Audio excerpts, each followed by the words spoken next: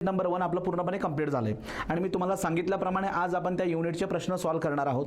तर त्यामुळे ज्या काही नोट्स तुम्ही बनवलेल्या असतील मागच्या एक 6-7 लेक्चरमध्ये ज्या नोट्स तुम्ही बनवल्या असतील त्या नोटबुक समोर ठेवा. आता त्याचं ॲप्लिकेशन करण्याची वेळ आली आपली. म्हणजे एक्झॅक्टली जे आपण शिकलोय त्याचा वापर करून आपल्याला खरंच प्रश्न सोडवता येतात का ते आपण इथं बघणार आहोत.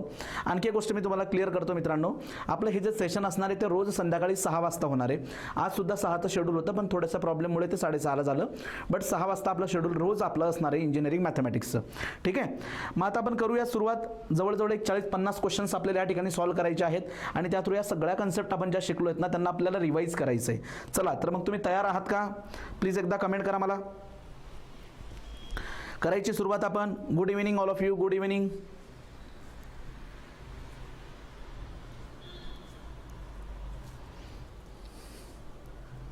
यस, ओके, चलो रेडी आहात? मग घ्या पहिला question. So the first question is, if matrix A has at least one minor of the order R is non-zero and every minor of the order R plus 1 are 0, then what is the rank of the matrix? बघा आता तुम्ही try करा, त्यानंतर मी तुम्हाला समजून सांगतो हा प्रश्न. अतिशय सोपे हे प्रश्न असतात पण ज्यावेळेस स्टेटमेंटच्या फॉर्ममध्ये येतात खूप सारे विद्यार्थी इथं गडबडतात आणि एक्झामिनेशनचं वातावरण असं असतं. म्हणजे ज्या वेळेस तुम्ही एक्झामिनेशन हॉलमध्ये असे बसलेले असतात तर त्यावेळेस असे सोपे प्रश्नसुद्धा आपल्याकडनं सहजपणे चुकतात. त्यामुळे यांची तयारी आधी होणंच गरजेचं आहे. तर तुम्ही काय करायचं, सिक्वेन्शियली जेव्हा आपण जाणार तर क्वेश्चन नंबर 1 असेल तर 1 आणि त्याचं ऑप्शन 1- त्याचं ऑप्शन जे आहे ते देण्याचा प्रयत्न करत चला. ज्योती, ऋतुजा, क्वेश्चन नंबर 1 जे आहे त्याचं ऑप्शन तुम्ही देण्याचा प्रयत्न करा. यस, 1. आता दोन उत्तर आली त्या ठिकाणी बी आणि सी. आता मी तुम्हाला याला एक्सप्लेन करतो. आधी तुम्ही बघा, जर तुम्हाला नाही समजलं तर तुम्ही परत मला विचारू शकतात. आता या ठिकाणी काय म्हटलं, minor. What is the rank of the matrix? Highest order of non zero minor म्हणजे रँक होते, हे लक्षात घ्या. रँक म्हणजे काय? रँक म्हणजे हायेस्ट ऑर्डर असते. ती काय असते? Highest order of non zero minors. आता एखादा डिटर्मिनंट जर का असेल, फॉर एक्झाम्पल बघा मी तुम्हाला इथं समजून सांगतो. हे बघा, एखादा मॅट्रिक्स आहे सपोज 4/4चा, एखादा मॅट्रिक्स आहे 4/4चा, तर याच्यामध्ये मायनर्स किंवा डिटर्मिनंट किती बाय कितीचे बनू शकतात तर लक्षात घ्या. 1/1चे बनतील, 2/2चे बनतील, 3/3चे बनतील, 4/4चे बनतील, असे बनतील. बरोबर का नाही? हे त्याच्यामध्ये बनतील. आता जर सपोज रँक जर का 2 आली, तर याचा अर्थ काय होत असतो की याच्यामध्ये highest order of non zero determinant जो आहे, नॉन झिरो मायनर म्हणजेच काय, non zero determinant. Highest order of non zero determinant काय, 2/2. मग सर आम्ही 3/3चे डिटर्मिनंट काढले तर 3/3चे डिटर्मिनंट काढले तर त्याची व्हॅल्यू काय येणार, 0. 4/4चा काढला तर 0. 5/5चा काढला तर 0. Because highest order of non zero determinant किती आहे, 2. एकदा जर तुमची रँक फिक्स झाली, ती highest order of non zero determinant असते, नॉन झिरो मायनर असते. मग त्याच्यावरती किती ऑर्डर असू द्या, R+1, R+2, R+3, ते सगळे मायनर कसे असतात, 0 असतात. मग इथं प्रश्न काय विचारलाय, a matrix has at least one minor of the order R is non zero. एक मायनर सापडला आपल्याला R ऑर्डरचा non zero. So non zero सापडल्यामुळे या ठिकाणी रँक काय झाली, आपली रँक झालेली आहे R. मग आता Rच्या वरती जे काही असतील ही हायेस्ट ऑर्डर आहे. याच्यावरती जे काही असतील R+1 वाले ऑर्डर, R+2, R+3 जेवढेही असतील वरचे ते सगळे काय असतील, 0 असणार आहेत. काय असणार आहेत, 0 असणार आहे, हे लक्षात घ्या. So all above the ranks are 0. त्याचं करेक्ट आन्सर काय असणार मग, जर का तुमची रँक हायेस्ट ऑर्डर जर असेल R, a matrix has at least one minor of the order R is non-zero, then the matrix then every minor of order R+1 are 0, then rank त्या केसमध्ये काय असणार, rank is equal to the R. Rank काय असणार, R. तर या प्रश्नाचं correct answer काय आहे, ए. कारण त्याने क्लिअरली मेन्शन केलं आहे highest order of non zero minor is equal to the R. तर रँक काय असणार इथं, R. आलं लक्षात? याच्यापेक्षा हायर ऑर्डरचे जे असतील R+1, R+2, R+3 ते सगळे मायनर कसे असणार आहेत, 0 असणार आहेत. So the correct answer for the question number 1 is B. थेरी क्वेश्चन होता या ठिकाणी. बघा तुम्हाला समजलं का?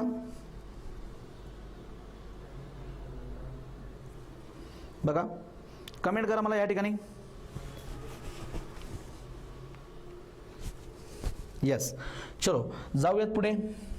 हे असे 2-3 प्रश्न आहेत, थेरी प्रश्न. ए मॅट्रिक्स हे ए matrix A is the matrix of order m by n.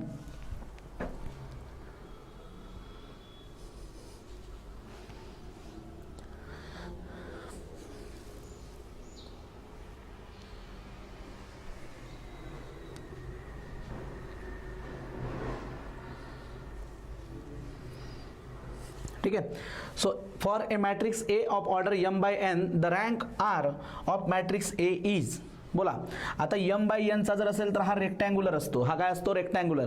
आणि रेक्टँग्युलर मॅट्रिक्सची रँक जी असते ती काय असते? या दोघांपैकी जो मिनिमम असतो, minimum. So rank is less than or equal to minimum of m and n. minimum of what? m and n.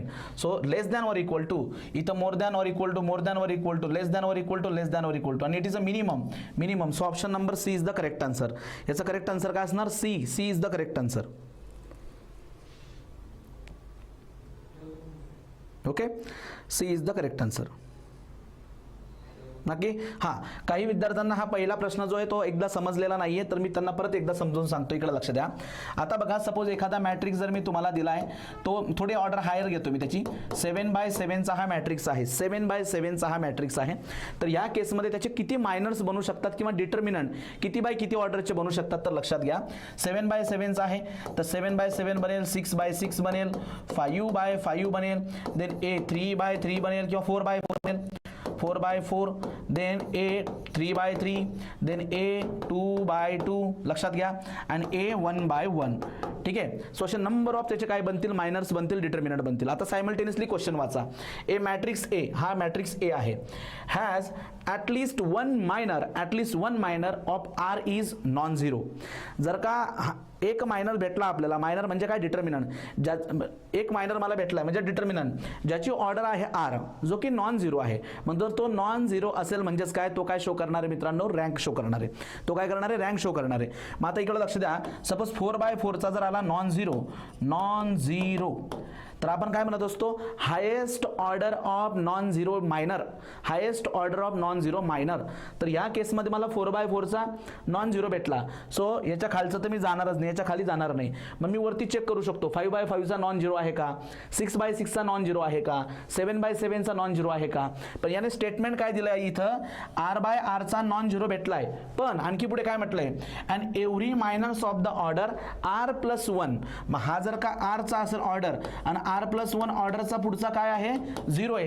पुढचा काय आहे? 0. मग विचार करा, याच्या पुढचे जर 0 आहेत आणि हा दिसतोय मला नॉन झिरो, म्हणजे मित्रांनो हीच हायेस्ट ऑर्डर झाली ना, हीच हायेस्ट ऑर्डर झाली. आणि highest order denotes the rank. मग या केसमध्ये आर इज द रँक, असा हा प्रश्न असणार आहे. बघा, थेरी प्रश्न आहे, थोडासा कन्फ्यूज करणारा प्रश्न आहे, पण समजलं का आता? प्लीज एकदा कमेंट करा.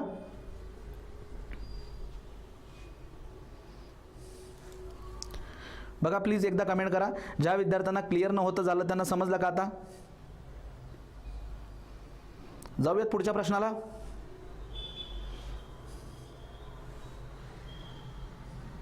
ओके, चलो नेक्स्ट. आता हा घ्या क्वेश्चन नंबर 3. इफ मॅट्रिक्स हे A has all its minor of the order R+1 are 0, then. आता बघा, व्यवस्थित बघा, R+1 आर 0, मग त्या केसमध्ये रँक बघा त्याची काय म्हटलंय. मी असं लिहितो, आरच्याच लँग्वेजमध्ये लिहितो. सपोज हा R आहे, R+1 ऑर्डर आहे, R+2, R+3 या ऑर्डर आहेत. खाली असेल R-1, R-2, R-3, R-4 अशा पद्धतीने खाली आहे. सो ह्या काय आहेत? ऑर्डर आहेत. आरच्याच लँग्वेजमध्ये लिहितो मी, आरच्याच लँग्वेजमध्ये लिहितो. प्रश्नाला व्यवस्थित समजून घ्यायचं. अशा टाईपच्या प्रश्नाला घाई मुळीच करायची नाही. हे काय डिनोट करते? ऑर्डर ऑफ द मॅट्रिक्स किंवा order of the minor. Order of the minor म्हणजे डिटर्मिनंट. आणि आपल्याला काय चेक करायचं असतो? Highest order. मग आता इथून इथपर्यंत आपल्याला हायेस्ट ऑर्डर चेक करायची. आता प्रश्न वाचा. If matrix A has all it's minors of order R+1 R+1 R0, म्हणजे हा R आहे. R+1 R0 हा मायनर 0 येतो, म्हणजे याच्या पुढचे सुद्धा मायनर काय येणार? 0च येणार. वरचे सगळे झाले 0. मग आता आपल्याला लगेच वाटू शकतं की सर या केसमध्ये रँक मग काय आली? R आली. रँक मग आली R, असं वाटू शकतं, बरोबर. आणि तुम्ही डायरेक्टली असं उत्तर बी देऊन पुढे निघू शकतात, जे की अगदी चुकीचं आहे. ते चुकीचं आहे. का चुकीचं आहे ते तुम्हाला सांगतो. इथं फक्त एवढंच स्टेटमेंट दिलंय त्याने की r+1 आणि त्याच्या वरचे सगळे झिरो आहेत. जर r+1 झिरो आला तर वरचाही झिरो येतोच, मग हे वरचे झिरो आहे. पण त्याने असं काही म्हटलंय का की r is the non zero, r मध्ये नॉन झिरो आहे असं काही म्हटलंय का? नाही. मग याच्यामध्ये नॉन झिरो इलिमेंट येऊ शकतो किंवा नाही येऊ शकत. डिटर्मिनंट, याचा डिटर्मिनंट नॉन झिरो येऊ शकतो किंवा नाही येऊ शकत. म्हणजे जर का नॉन झिरो आला, जो की झिरो नाहीये, नॉन झिरो जर आला तर रँक आपण म्हणू शकतो डायरेक्टली r. पण जर हा नॉन झिरो नाही आला तर मग आपण r-1 चेक करणार, नंतर मग आपण r-2 चेक करणार. सो या प्रश्नाचं करेक्ट आन्सर काय असणार या ठिकाणी की याची जी काही रँक असेल ती इक्वल टू r असू शकते किंवा जर r मध्ये नॉन झिरो नाही भेटला तर less than r. So the correct answer for this question is option number C. पण पहिल्या प्रश्नात आणि ह्या प्रश्नात फरक काय आहे? इथं दोन गोष्टींबद्दल माहिती दिली, दोन. r+1 ऑर्डरचे सगळे झिरो तर आहे, त्यासोबतच आणखी असं म्हटलंय की ॲटलिस्ट एक मायनर आपल्याला मिळाला आहे की ज्याची ऑर्डर r आहे, जो की नॉन झिरो आहे, म्हणून त्याची रँक r आहे. पण इथं फक्त एकच स्टेटमेंट दिलंय की r+1 वाला झिरो आहे. मग r+1 चा झिरो आहे म्हणजे त्याच्यावरचे सुद्धा सगळे झिरो असणार, तर त्याची रँक एक तर r असू शकते किंवा त्याची खालची. बरोबर. So the correct answer is the option number C. Yes, अगदी बरोबर, ऑप्शन नंबर सी. जाऊयात पुढे. बोलो. For a non singular matrix of order A, matrix A of order n/n, हा n/n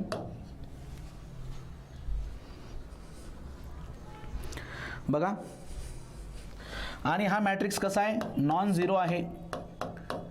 non singular means what? It's determinant not equal to zero.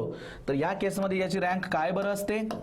Rank is equal to its order, आणि या प्रश्नात त्याची order काय दिली आहे? n. तर याचा करेक्ट आन्सर काय असणार? Option number B. Option B is the correct answer. Option B correct answer. बरोबर, शाबाश. आणखी असे कोणकोणते मॅट्रिक्स आहेत बरं की ज्यांची ऑर्डर हीच त्यांची रँक असते? कमेंट करू शकतात तुम्ही, सांगा बरं मला. असे आणखी कोणते मॅट्रिक्स आहेत की ज्यांची ऑर्डर जी असते हीच त्यांची रँक असते?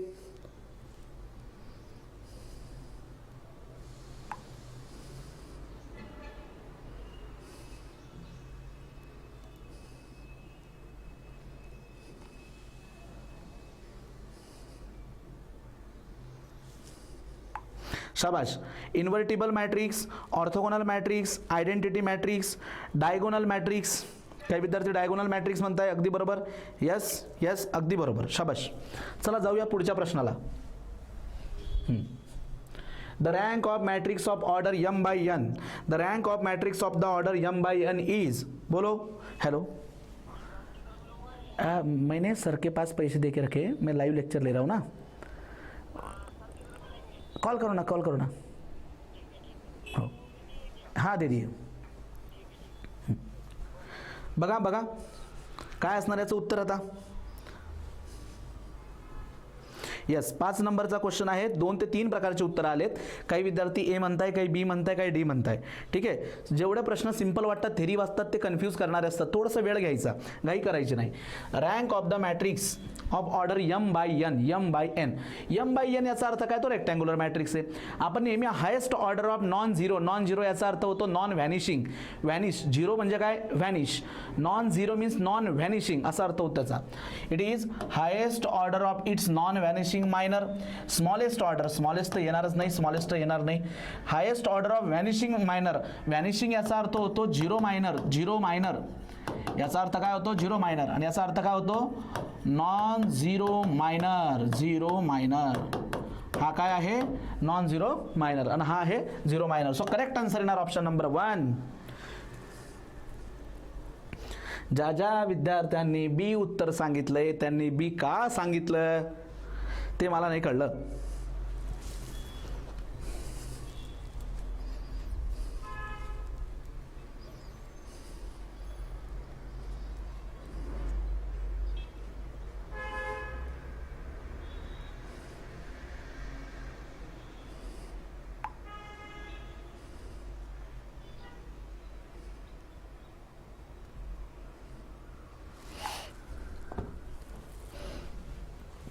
अरे सोपे सोपे प्रश्न आहे, डेफिनेशन ओरिएंटेड प्रश्न आहे. What is the definition of rank? Sir definition of rank is what? तुम्ही डेफिनेशनच विसरून गेलात राजाभाऊ, असं कसं चालेल रे मित्रांनो? It is highest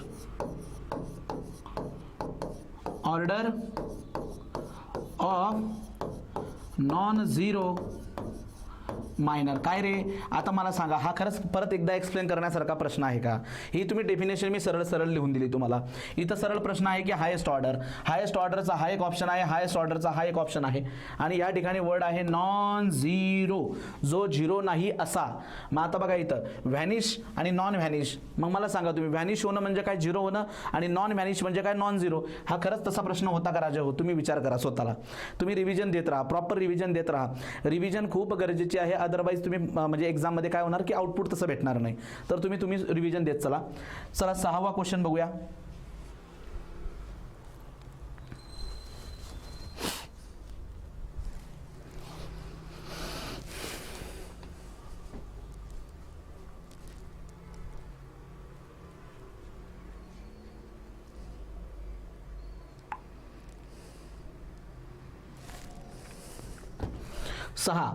the rank of the matrix does not alter by. आता रँकमध्ये कोणत्या गोष्टींमुळे फरक पडत नाही. Does not alter means what, rank should be same, remain same. Elementary row ट्रान्सफॉर्मेशनचा काहीच फरक पडत नाही रँकमध्ये, तुम्ही घेऊ शकतात. इलेमेंटरी कॉलम ट्रान्सफॉर्मेशनचा सुद्धा काही फरक पडत नाही, बरोबर. रो ट्रान्सफॉर्मेशन, कॉलम ट्रान्सफॉर्मेशन घेऊ शकतो. देन टेकिंग ट्रान्सपोजची पण रँक कशी असते, सेम असते, हे मी तुम्हाला शिकवलंय. मग त्यामुळे याचं करेक्ट आन्सर काय येणार, all of the above. Option number 4 D is the correct one. ठीक आहे. क्वेश्चन वगैरे लिहू नका, क्वेश्चन लिहू नका, फक्त आन्सर देण्याचा प्रयत्न करा, सॉल्व्ह करून आन्सर देण्याचा प्रयत्न करा. PDF नंतर तुम्हाला शेअर करणारच ना, मी ठेवून काय करू त्याला. तुम्ही क्वेश्चन लिहिण्यात वेळ वाया घालू नका. चलो आता बघा या ठिकाणी which of the following is not, प्रश्न व्यवस्थित वाचत चला. इज नॉट म्हटलंय त्याने, not. Which of the following is not elementary transformation. Elementary transformation म्हणजे रो किंवा कॉलम ट्रान्सफॉर्मेशन. तर बघा जे जे शक्य आहे आपल्याला त्याला आपण बघण्याचा प्रयत्न करू. हे बघा, एखाद्या कॉलममध्ये दुसरा कॉलम आपण ॲड करू शकतो, हे आहे. एखाद्या रो मधून दुसरी रो मल्टिपल करून आपण काय करू शकतो, सबट्रॅक्ट, ॲडिशन करू शकतो, हेही झालं. त्यानंतर कुठल्याही रोला किंवा कुठल्याही कॉलमला तुम्ही एका नॉन झिरो कॉन्स्टंटने मल्टिप्लाय करू शकतात, नॉन झिरो कॉन्स्टंटने मल्टिप्लाय करू शकतात, हे सुद्धा. पण लक्षात घ्या मित्रांनो, कोणत्याही दोन रो किंवा कोणतेही दोन कॉलम जे आहेत ना, कॉलम ते आपण डिवाइड करू शकत नाही. रो अँड कॉलम जे आहेत ते आपण डिवाइड करू शकत नाही. तर हा जो काही ऑप्शन सी जो आहे हा ट्रान्सफॉर्मेशन नाहीये. दोन कॉलम तुम्ही ऍड सबट्रॅक्ट करू शकतात, दोन रो तुम्ही ऍड सबट्रॅक्ट करू शकतात. एखाद्या रोला किंवा एखाद्या कॉलमला तुम्ही नॉन झिरो कॉन्स्टंटने मल्टिप्लाय सुद्धा करू शकतात, पण दोन कॉलमचं किंवा दोन रोचं आपण डिव्हिजन करू शकत नाही. सो या ठिकाणी मित्रांनो लक्षात घ्या, ऑप्शन नंबर सी जो आहे it is a not elementary transformation, C. चलो जाऊ पुढे. Normal form of the matrix. बघा मी 4 फॉर्म लिहून दिले होते तुम्हाला, पण त्या 4 फॉर्मला आता आपण इथं अप्लाय करायचं आहे. मी तुम्हाला असं म्हटलं की असे 4 फॉर्म जे आहेत ते नॉर्मल फॉर्म असतात. बघा, एक डायरेक्टली कंप्लीट IR हा असा, नंतर बघा एक असतो IR, त्यानंतर एक पूर्णच्या पूर्ण कॉलम आणि एक पूर्णच्या पूर्ण रो जी आहे ती 0 0 असते. नंतर IR आणि या ठिकाणी एक कॉलम 0चा असेल, नंतर वरती IR आणि एक रो जी आहे ती 0ची असेल. ह्या 0 म्हणजे काय, याचा अर्थ होतो एक रो 0ची, एक रो आणि एक कॉलम 0चा, एक कॉलम 0चा, असे 4 प्रकारचे नॉर्मल फॉर्म असतात, बरोबर. सो पूर्णच्या पूर्ण आयडेंटिटी मॅट्रिक्स हा सुद्धा एक नॉर्मल फॉर्म आहे. तर पूर्णच्या पूर्ण आयडेंटिटी मॅट्रिक्स हा सुद्धा एक नॉर्मल फॉर्म आहे. So normal form of the matrix A असा विचारलाय त्याने. पण लक्षात घ्या, आता या ठिकाणी म्हणजे पूर्णच्या पूर्ण सुद्धा असू शकतो, पण पुढे लक्षात घ्या, आता याच्याकडे जर बघितलं तर गिवन मॅट्रिक्स कसा आहे, गिवन मॅट्रिक्स हा असा आहे 1 0 0 0 1 0 0 0 0, हा आहे गिवन मॅट्रिक्स. आता या गिवन मॅट्रिक्समध्ये तुम्ही याच्यावरती फोकस करा, हा कोणत्या प्रकारचा मॅट्रिक्स आहे सर, हा आहे आयडेंटिटी मॅट्रिक्स 1 0 0 1, ज्याची ऑर्डर आहे 2. मग याला आपण असं लिहू शकतो, it is the identity matrix of order 2. आणि त्याच्यानंतर एक कॉलम जो आहे, एक कॉलम 0चा आहे, आणि एक रो जी आहे ती सुद्धा कशाची आहे, 0ची आहे. तर आता हा जो फॉर्म आला तो फॉर्म कोणता आला, 1 2 3 4 पैकी बघा चेक करा, इथं हा फॉर्म आला. So the correct answer is option number 1. Option number 1 is the correct one. बघा समजला का तुम्हाला? 8व्या नंबरचा जो प्रश्न आहे, 8व्या नंबरचा प्रश्न कळला का मित्रांनो? So the correct answer for option number 8 A आहे. 8 नंबर क्वेश्चनचा option A is the correct one. जे विद्यार्थी बी म्हणत असतील त्यांनी लक्षात घ्या, इथं बीची ऑर्डर आहे 3, आयडेंटिटीची ऑर्डर आहे 3, यांच्यामध्ये 3 ऑर्डरचा आयडेंटिटी मॅट्रिक्स बनणारच नाही. समजतंय तुम्हाला? सो या ठिकाणी करेक्ट आन्सर आहे याचं ए. सो आता हे 4 फॉर्म मी फक्त तुम्हाला लिहून दिले होते, पण आता त्यांना अप्लाय करू आपण, म्हणजे चांगल्या पद्धतीने कळतील. पुढे जाऊया. चलो. By performing elementary transformation of any non zero matrix A, एक ए मॅट्रिक्स आहे ज्याची ऑर्डर आहे 4/5, okay, is reduce to the normal form. त्याचा नॉर्मल फॉर्म असा लिहिला आहे, हा नॉर्मल फॉर्म असा लिहिला आहे I2 0 0 0, I2 0 0 0. Then the rank of A is equal to, नेहमी लक्षात घ्या मी नॉर्मल फॉर्म कसा लिहित असतो बघा, तुम्ही बघा हे 4 फॉर्म लिहिलेत मी नॉर्मल फॉर्म. तर सफिक्सला मी काय दाखवतो, आर आर आर दाखवत असतो.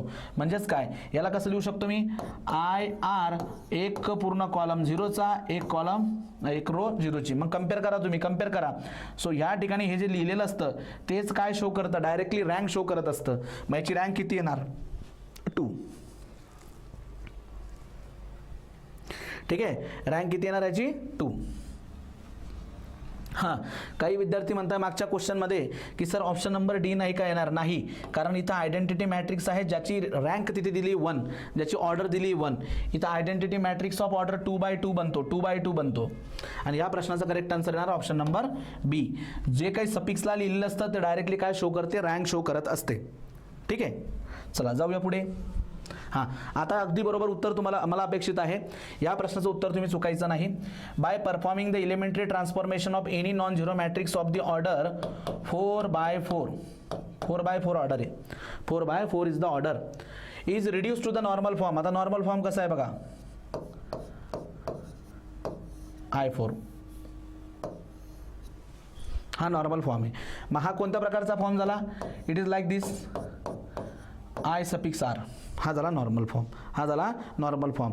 तर सांगता मला आता डायरेक्टली सर इथं जो काही सफिक्सला लिहिलेला असतो तोच डायरेक्टली काय असतो, रँक असतो. Option number A is the correct one. बरोबर, पुढे जाऊयात. आता चुकू नका, परत चुकू नका. बघा याला कसं लिहिलेलं आहे, हा नॉर्मल फॉर्म कसा लिहिला आहे, I3, आणि या ठिकाणी दिलेला आहे एक कॉलम, म्हणजे हा कोणत्या प्रकारचा आहे, इट इज IR आणि हा 1. सो परत मी तुम्हाला सांगतो की हा जो काही इथं 3 दिला आहे हा डायरेक्टली रँक शो करतोय. So option number C is the correct one. ठीक आहे, C is the correct one. समजतंय तुम्हाला? सो असे नॉर्मल फॉर्म बेस्ड क्वेश्चन असतात, असे बेसिक क्वेश्चन असतात. म्हणून मी तुम्हाला काय म्हटलं की नॉर्मल फॉर्मचा वापर करून प्रश्न नाही सोडवायचा आपल्याला, पण अशा प्रकारचे प्रश्न विचारले तर उत्तर देऊ शकतो. त्यासोबत आणखी एक प्रश्न माझा तुमच्यासाठी आहे, नॉर्मल फॉर्ममध्ये कोणत्या प्रकारचे ट्रान्सफॉर्मेशन वापरतात. Option number 1 row transformation, option number 2 column transformation, option number 3 row and column both transformation, आणि option number D none of the above.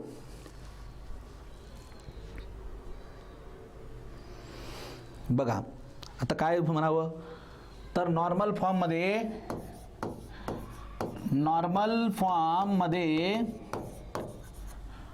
लक्षात घ्या both column and row transformation वापरले जातात.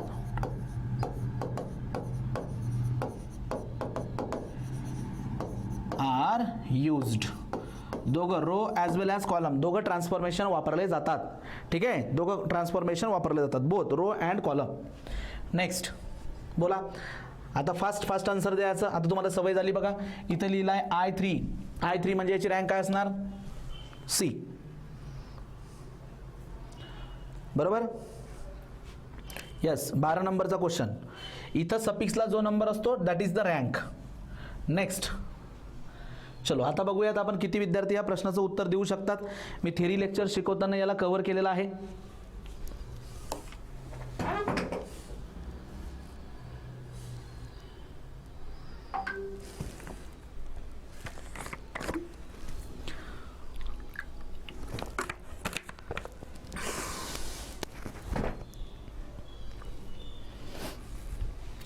तेरा नंबरचं उत्तर हा PAQ फॉर्मवरनं आहे. PAQ form. मी तुम्हाला असं म्हटलेलं की जर ए मॅट्रिक्स आपल्याला दिला असेल तर ह्या ए मॅट्रिक्सला आयडेंटिटी मॅट्रिक्स, परत ए मॅट्रिक्स आणि आयडेंटिटी मॅट्रिक्स असं लिहायचा. नंतर याला कन्वर्ट करत करत आपण त्याला पी मध्ये कन्वर्ट करतो, याला कन्वर्ट करत करत आपण त्याला क्यू मध्ये कन्वर्ट करतो. ठीक आहे. सो हा अशा पद्धतीने, so A should be in P A Q form, P A Q form. तर हा पी मॅट्रिक्स आणि हा क्यू मॅट्रिक्स हे दोघं नॉन सिंग्युलर असतात आणि त्यांचा वापर करून आपण ए इनवर्स घेत असतो. आणि तो ए इनवर्स कसा घ्यायचा म्हटलोय मी तुम्हाला रिव्हर्स ऑर्डरमध्ये, Q into P, Q into P is the inverse, P into Q नाही, रिव्हर्स ऑर्डरमध्ये Q into P, Q into P. आणि the correct answer is option number C. Option C is the correct one. बघा, yes, अगदी बरोबर, शाबाश, बरोबर answer दिलं तुम्ही. आता जाऊया पुढे.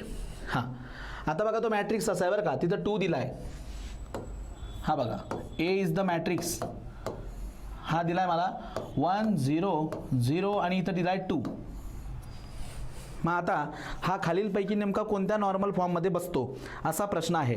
आता नॉर्मल फॉर्ममध्ये बसवण्यासाठी सगळ्यात पहिल्यांदा तिचा आयडेंटिटी मॅट्रिक्स दिसला पाहिजे, तिथं कुठेतरी आयडेंटिटी मॅट्रिक्स दिसला पाहिजे. पण या ठिकाणी एलिमेंट आहे 2, मग या 2ला आपण 1 करू शकतो का बाय युझिंग रो ट्रान्सफॉर्मेशन और कॉलम ट्रान्सफॉर्मेशन? त्याला आपण 1 करू शकतो का याचा तुम्ही विचार करा. मग सर याला मी इझिली 1 करू शकतो. कसं 1 करू शकतो? रो नंबर 2 जे आहे, रो नंबर 2 दुसरी रो, याला 1/2 ने डिवाइड करा. किंवा माझ्याकडे दुसरा ऑप्शन काय आहे की 1/2 ने डिवाइड करा कॉलम 2 ला, कारण नॉर्मल फॉर्म मध्ये रो ट्रान्सफॉर्मेशन वापरू शकतो किंवा कॉलम ट्रान्सफॉर्मेशन. सो तुम्ही काय करू शकता, दुसऱ्या रोला 2 ने डिवाइड करा किंवा दुसऱ्या कॉलमला 2 ने डिवाइड करा.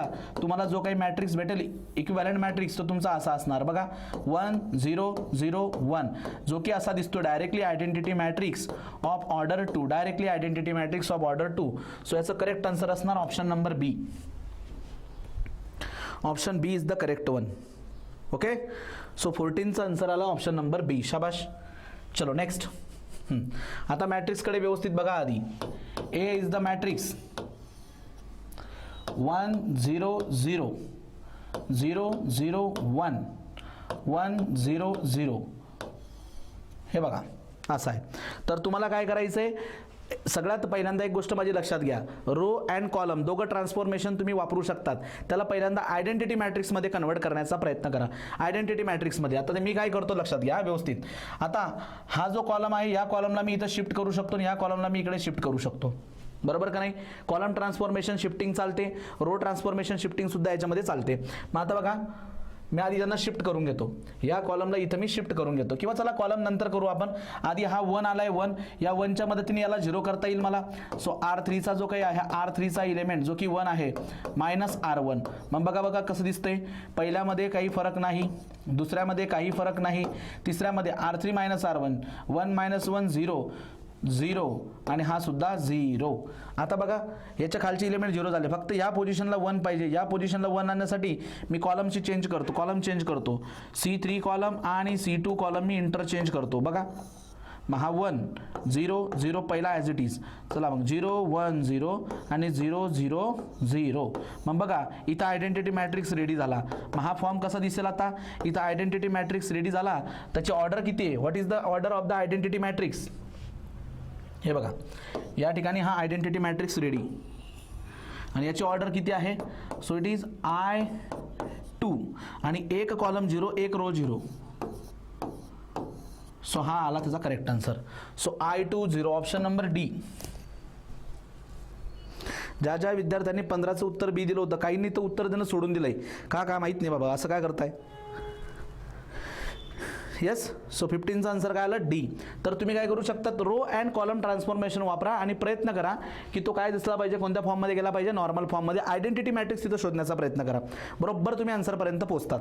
आणि तुम्हाला एक सिक्वेन्स सांगू का, बेस्ट ऑप्शन तुम्हाला सांगू का, नॉर्मल फॉर्मला. चला पुढच्या प्रश्नात सांगतो तुम्हाला, इथं जर असला तर. आता बघा पुढे जर आलाच तर मी तुम्हाला तेव्हा समजावून सांगतो. आता पॅरलली उत्तर देत चला. The rank of the matrix is, आता हा कोणत्या प्रकारचा मॅट्रिक्स आहे त्याची रँक पण सांगा तुम्ही मला. आधी मला टाईप सांगा, कोणत्या प्रकारचा मॅट्रिक्स आहे हा कोणत्या प्रकारचा मॅट्रिक्स आहे? 16 नंबरचा question, question number 16. Please question number mention करत चला, मला तुमचे आन्सर कळत नाही.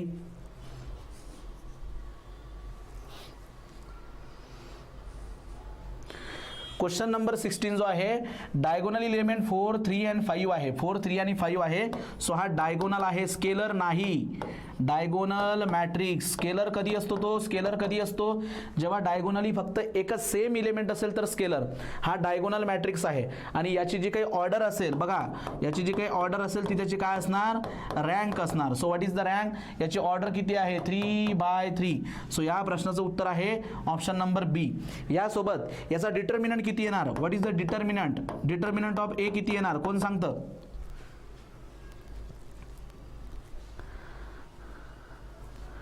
बोला, याचा डिटर्मिनंट सांगा मला.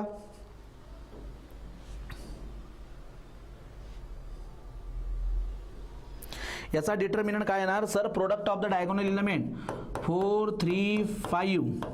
सो 4 पंचे 20 60. हा आला डिटर्मिनंट. यासोबत मला याच्या आयजन व्हॅल्यू कोण सांगता? Eigen values. आयजन व्हॅल्यू सांगा. What is the eigen value? Eigen value किती असतील आणि कोणकोणत्या असतील?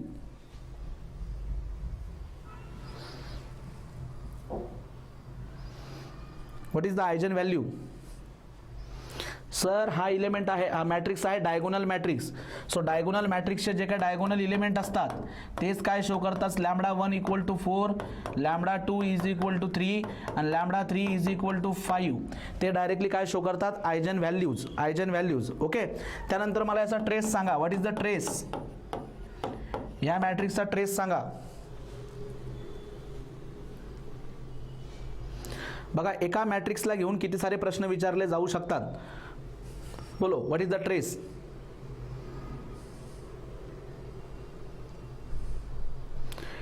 काय असतो ट्रेस? काय असतो? So trace is equal to the sum of diagonal element 4 + 3 + 5 आणि ट्रेसचं उत्तर इथं काय येणार? 12 आला ट्रेस. त्यानंतर या मॅट्रिक्सचं मला नेचर सांगा. हा सिंग्युलर मॅट्रिक्स आहे का नॉन सिंग्युलर मॅट्रिक्स आहे? बोला, हा कोणत्या प्रकारचा मॅट्रिक्स आहे? सिंग्युलर आहे का नॉन सिंग्युलर आहे? यस, अगदी बरोबर, ट्रेस आला. आता हा मॅट्रिक्सचं नेचर सांगा. अगदी बरोबर सर. याचा डिटर्मिनंट नॉट इक्वल टू 0 आहे, तर हा नॉन सिंग्युलर मॅट्रिक्स आहे. नॉन सिंग्युलर मॅट्रिक्स आहे. Matrix non singular. त्याच्यानंतर मला सांगा, हा मॅट्रिक्स इनव्हर्टिबल मॅट्रिक्स आहे का नाही? इनव्हर्टिबल मॅट्रिक्स. इनव्हर्टिबल मॅट्रिक्स म्हणजे असा मॅट्रिक्स ज्याचा इनव्हर्स एक्झिस्ट करतो. इनव्हर्स एक्झिस्ट करतो. सो हा मॅट्रिक्स इनव्हर्टिबल मॅट्रिक्स आहे का?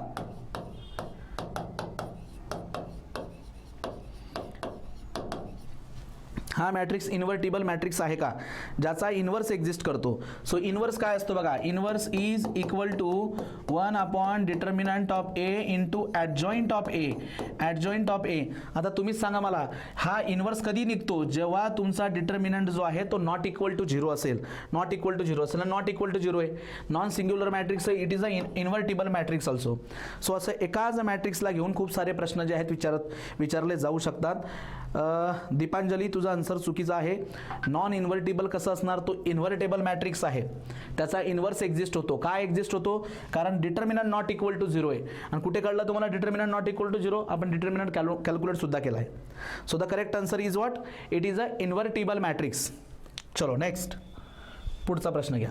आता या प्रश्नावरून आपण बऱ्याचशा गोष्टींचं उत्तर बघूयात. सो ए मॅट्रिक्स दिला आपल्याला 1 2 3 3 1 2. आता याची रँक आपल्याला विचारलेली. आधी त्याची ऑर्डर बघा. What is the order? Sir याच्यामध्ये 2 रो आहेत आणि 3 कॉलम आहेत. 2 रो आहेत आणि 3 कॉलम आहेत. एक गोष्ट तर लक्षात घ्या, मी तुम्हाला शिकवलंय की 2 आणि 3 जर का ऑर्डर असेल तर यांच्यापैकी जो मिनिमम नंबर असतो, एक तर रँक ती असेल किंवा त्यापेक्षा छोटी. मग मिनिमम नंबर आहे 2, म्हणजे त्याची रँक 4 तर कधी येणारच नाही, 3 तर कधी येणारच नाही. तर 2 किंवा 1 अशी त्याची रँक असू शकते. मग याची रँक कशी फाइंड आउट करणार तुम्ही? By using row echelon form. मग रो इचेलॉन फॉर्म वापरा. इथं बघा 1च्या मदतीने 3ला 0 करण्याचा प्रयत्न करा. 3 टाइम R1 1 2 3 -3 + 3 0. -3ने जर मल्टिप्लाय केलं याला, -3ने जर मल्टिप्लाय केलं -6 आणि हा एक -5. -3ने मल्टिप्लाय केलं तर -9 -7. बघा हा 1 त्याच्या खालचा एलिमेंट 0 झाला. आता याला पुढे घेऊन जाण्याची गरज नाही. So total number of row किती आहे? 2. आणि अशी एकही रो भेटली नाही की ज्याच्यातले एलिमेंट झाले 0. So the correct answer is option number C. Rank किती येणार? 2 येणार. रँक किती येणार? 2 येणार. बरोबर. What is the rank? 2. समजते मित्रांनो. चला याचा डिटर्मिनंट सांगा मला. What is the determinant? Question number 17चा डिटर्मिनंट सांगा.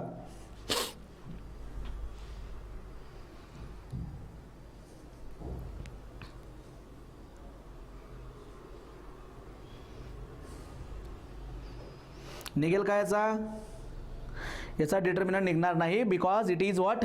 हा कोणत्या प्रकारचा मॅट्रिक्स आहे? हा कोणत्या प्रकारचा मॅट्रिक्स आहे? रेक्टँग्युलर मॅट्रिक्स आहे. सो रेक्टँग्युलर मॅट्रिक्सचा डिटर्मिनंट निघणार नाही, म्हणजे इनवर्स सुद्धा निघणार नाही. मग मला याच्या आयजन व्हॅल्यूज सांगा. आयजन व्हॅल्यूज नाही निघणार. रेक्टँग्युलर मॅट्रिक्स आहे, डिटर्मिनंट पण निघणार नाही, इनवर्स सुद्धा निघणार नाही. मग मला याच्या आयजन व्हॅल्यू सांगा बरं. आयजन value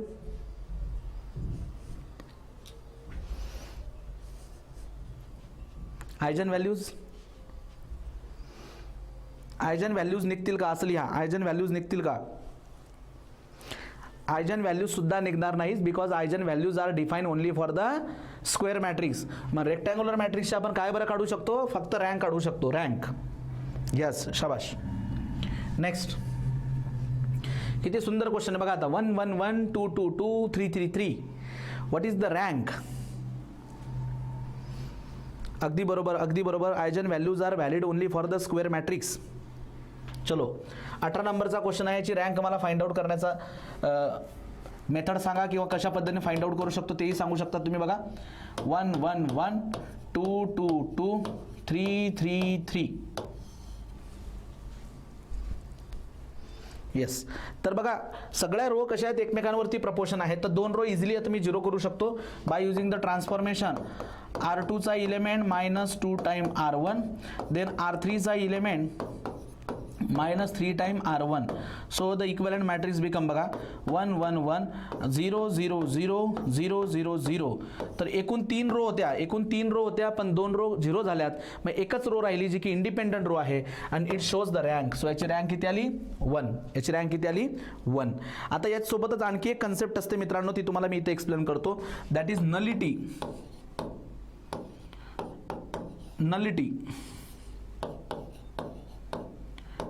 nullity of matrix.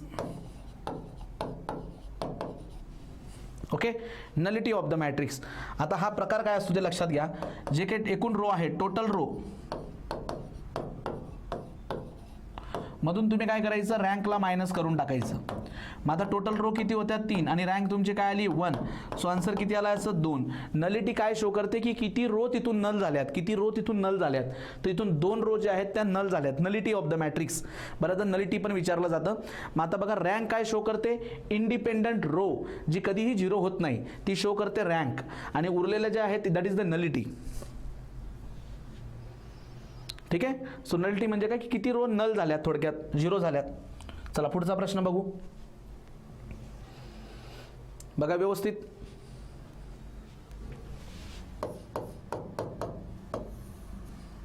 One 2 3 2 2 2 3 3 3.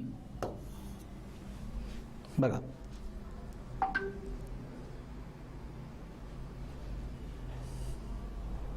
ठीक आहे. आता बघा हा 19 नंबरचा क्वेश्चन. या 1च्या मदतीने खालचे 0 करण्याचा प्रयत्न करू. सो R2 जो आहे, R2 तो 2 आहे, -2 टाइम R1. R3 जो आहे तो 3 आहे, R3 -3 टाइम R1. चलो पहिल्यामध्ये काही बदल नाही. 1 2 3 -2 + 2 0. -2 ने जर मल्टिप्लाय केलं -2 ने, सो -4 बनेल तो. सो इथं राहणार -2. -2 ने जर मल्टिप्लाय केलं -6 बनेल, म्हणजे इथं राहणार -4. -3 + 3 0. -3 ने जर याला मल्टिप्लाय केलं -6, हा -3 बनेल. -3 ने जर मल्टिप्लाय केलं -9, हा असेल -6. ओके, -6. आता बघा ह्या दुसऱ्या रोला मी डायरेक्टली काय करू शकतो? दुसऱ्या रोला 1 आणण्यासाठी, इथं 1 आणण्यासाठी आपण बघा काय करूयात? सेकंड रो जी आहे, सेकंड रो R2, याला -1/2 ने मल्टिप्लाय करूयात. -1/2 ने जर मल्टिप्लाय केलं तर बघा हा कसा दिसेल? 1 2 3 1 2 3. बघा 1 2 3. आता -1/2 ने मल्टिप्लाय केल्यानंतर 0, हा असेल 1, आणि हा होणार 2. मग परत बघा हा 0 -3 -6 ॲज इट इज. आता या 1च्या मदतीने खालचा इलेमेंट 0 करण्याचा प्रयत्न करा. सो खालचा इलेमेंट आहे -3. बरोबर, R3 आहे -3. आपल्याला लागेल +3. So +3 time R2. मग आता बघा, सो पहिला तर सेम 1 2 3 नंतर 0 1 2 आणि बघा R2च्या इलेमेंटला 3 ने मल्टिप्लाय करायचं आहे, 3 ने मल्टिप्लाय करायचं, ॲड करायचं, 3 ने मल्टिप्लाय करा, ॲड करा. तर या केसमध्ये टोटल रो होत्या 3, पण एक रो जी आहे 0 झाली, म्हणजे नलिटी आली 1 आणि रँक किती आलं? Option number C, 2 is the rank. Yes, 19चा आन्सर येणार सी. शाबाश. आता सांगा मला 20 नंबरचा आन्सर सांगा.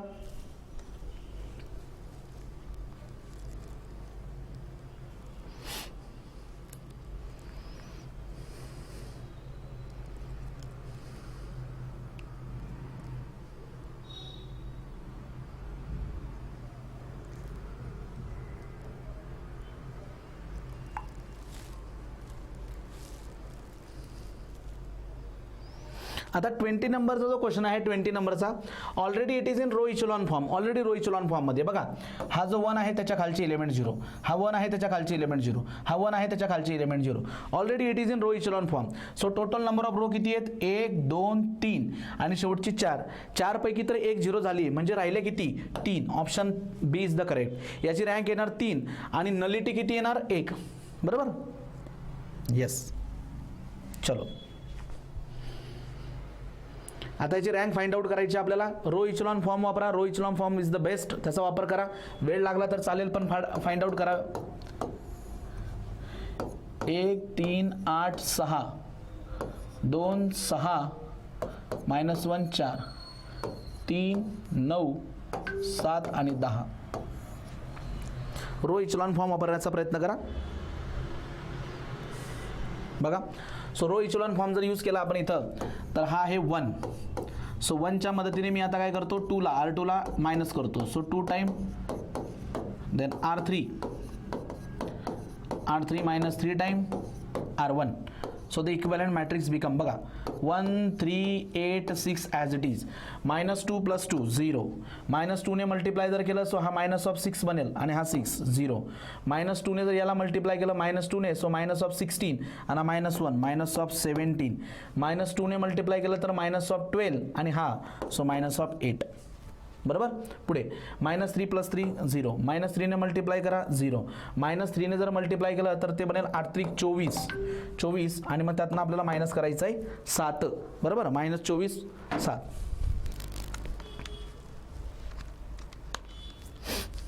तर तो येणार -17. पुढे -3 ने मल्टिप्लाय करा, -18 म्हणजे हा -8. बरोबर. आणि तुम्ही व्यवस्थित बघा, व्यवस्थित ऑब्झर्व करा. ज्याही वेळेला तुम्हाला अशा 2 रो जर सारख्या दिसल्यात ना, 2 रो जर का सारख्या दिसल्यात, तर ही रो काय बनणार? आता खाली पुढे जर ट्रान्सफॉर्मेशन यूज केलं तुम्ही, तर ही रो बनेल 0. 2 रो सेम आहेत म्हणजे एक रो जी आहे ती बनेल 0. मग उरल्या किती रो या ठिकाणी? 2 रो उरल्यात. तर याची रँक किती आली या प्रश्नाची? Option number C is the correct answer. बघूयात किती विद्यार्थ्यांनी या प्रश्नाचं उत्तर दिलंय. C is the correct one. 21. जे विद्यार्थी 3 म्हणताय त्यांनी लक्षात घ्या, सी करेक्ट. Yes, C. बोला आता अगेन. 1 0 1 1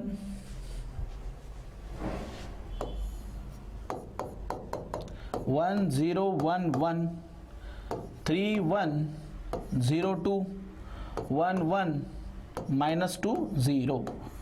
सगळ्यात पहिल्यांदा या 1च्या मदतीने हा R2चा इलेमेंट 3 याला 0 करा आणि R3चा इलेमेंट जो आहे सहज तुम्ही R3 - R1 इझिली करू शकता. मग बघा, पहिला 1 0 1 1 -3 + 3 0. याला -3 ने मल्टिप्लाय करा, ॲड करा. -3 ने मल्टिप्लाय करा, ॲड करा. -3 ने मल्टिप्लाय करा, ॲड करा. -1. सो 1 - 1 0. 1 - 1 1. -2 -1 -3 आणि 0 -1 -1. आताच 2 मिनिटापूर्वी तुम्हाला मी सांगितलं, 2 रो जर का सारख्या दिसल्यात, 2 रो जर सारख्या दिसल्यात, तर एका रोला तुम्ही काय करू शकता? 0 रो. शेवटची जी रो आहे त्याला आपण इझिली 0 करू शकतो. मग उरलं किती? रँक किती आली त्याची? 2. ऑप्शन नंबर ए. 22चं उत्तर. घाई करत जाऊ नका तुम्ही विद्यार्थी, घाई करताय खूप. वेळ लागू द्यात पण अचूक उत्तर आलं पाहिजे.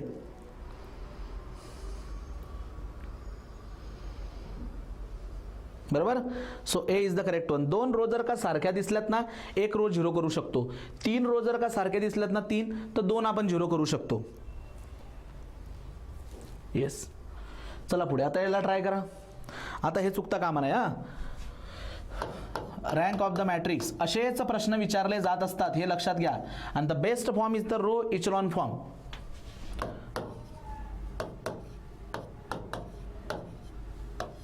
हे बघा हा 1 आहे याच्या मदतीने खालचे 0 करा. R2 चा element R2 minus R1, R3 चा element R3 minus R1, 1 3 6, 1 minus 1 0, 4 minus 3 1, 5 minus 6 minus 1, 1 minus 1 0, 4 minus 3 2 आणि 6 4 minus 6 minus of 2 minus of 2. बघू शकता directly they are in proportion, they are in proportion. पण जर वाटलंच तुम्हाला तर घ्या पुढचं ट्रान्सफॉर्मेशन आणखी. आता याला 0 करायचं आहे. सो R3 चा इलेमेंट मायनस 2 टाइम R1. मग नवीन मॅट्रिक्स कसा तयार होणार 1 3 6 0 1 मायनस 1 आणि बघा R3 चा element 2 minus 2 0 minus 2 minus of 2 plus 2 0. So rank या केसमध्ये किती येणार option number D is the correct one.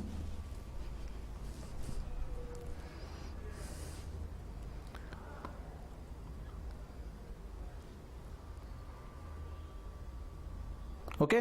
So option D is the correct one.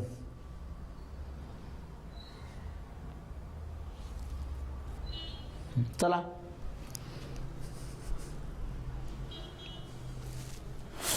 करा ट्राय.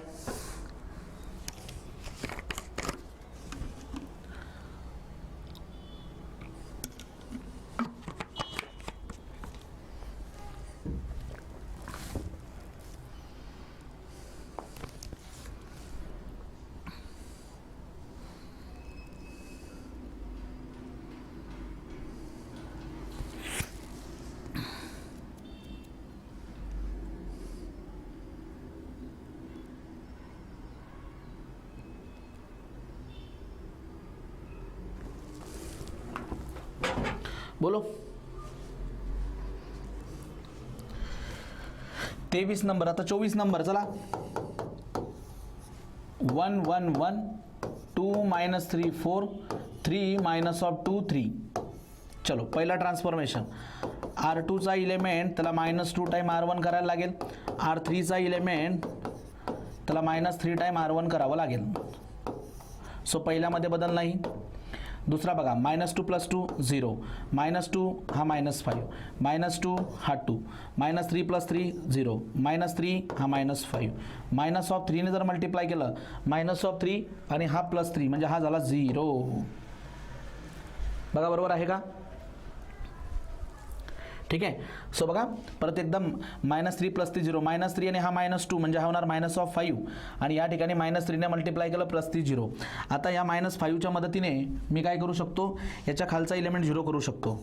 सो कसं करणार मग आता हे बघा R3 चा इलेमेंट जो की मायनस ऑफ 5 आहे त्याला मी मायनस ऑफ R2 करतो. मग नवीन जो मॅट्रिक्स बनेल बघा तो कसा असेल 1 1 1 देन 0 मायनस ऑफ 5 2 आणि बघा हा 0. R3 मायनस ऑफ 5 आहे minus of minus so it become plus 0 minus of minus minus 2. तर यामध्ये एकही रो जी आहे ती 0 होत नाही. सो याचा करेक्ट आन्सर येणार ऑप्शन नंबर बी. त्याची रँक किती आली 3. यांची रँक किती आली 3.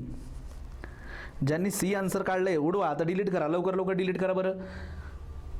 सी कसं काय आन्सर काढलं तुम्ही. So the correct answer is B. Rank त्याची 3 आली. लगेच डिलीट करता ते. कोण बनेगा करोडपती. चलो आता ह्या प्रश्नाचं उत्तर तर चुकायला नको. नुसतं तुक्के मारताय. वरच्यांनी जे दिलं ते लगेच मारतात.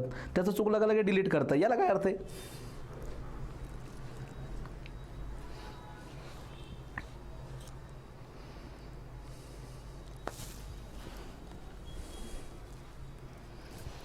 पंचवीस नंबरचा क्वेश्चन.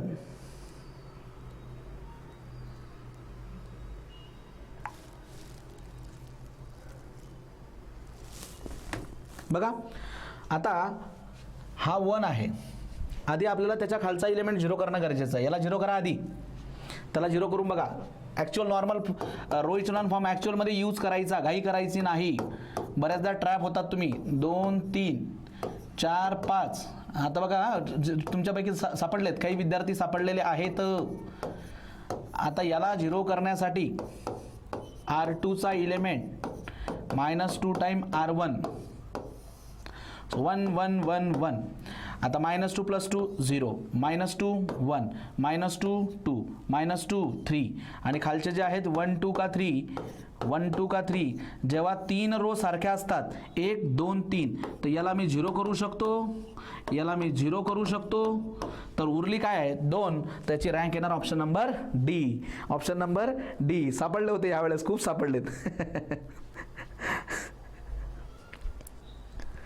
काय नाही, आता चेंज नका करू, याला काय अर्थ आहे.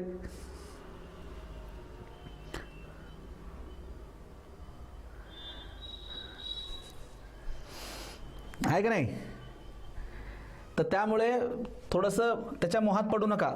जे दिसतंय तसं नसतं, थोडंसं त्याच्या मनात उतरण्याचा प्रयत्न करा आणि त्यासाठी रो इचेलॉन फॉर्मचा वापर करा. ठीक आहे. माहिती मला आलं लक्षात. ते तुम्ही लय शातीर बाबा. मी इकडे बघतो तोपर्यंत उत्तर बदलायला लागलं का लगेच ऑप्शन डिलीट मारतात तुम्ही तिथे कमेंट करून. चलो काय हरकत नाही, पण समजते ना तुम्हाला, ते महत्वाचं आहे. चलो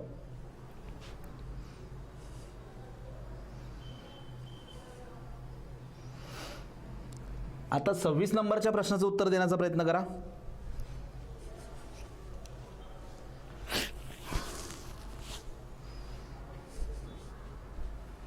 आता तुमचे ऑप्शन बघून घेतो आधी मी. चला, खूप सारे विद्यार्थी ए सोबत जात आहे. Homogeneous system of linear equation नेहमी कशी असते. It is always consistent. म्हणजे नेहमी त्याला सोल्युशन असतं. Rank of A is equal to rank of augmented matrix नेहमी असतं या केसमध्ये, ऑलवेज. मग मला सांगा, जर युनिक सोल्युशन असेल तर त्याला तुम्ही काय बरं म्हणणार. युनिक सोल्युशनला, if the solution is unique solution, त्याला काय बरं म्हणणार तुम्ही.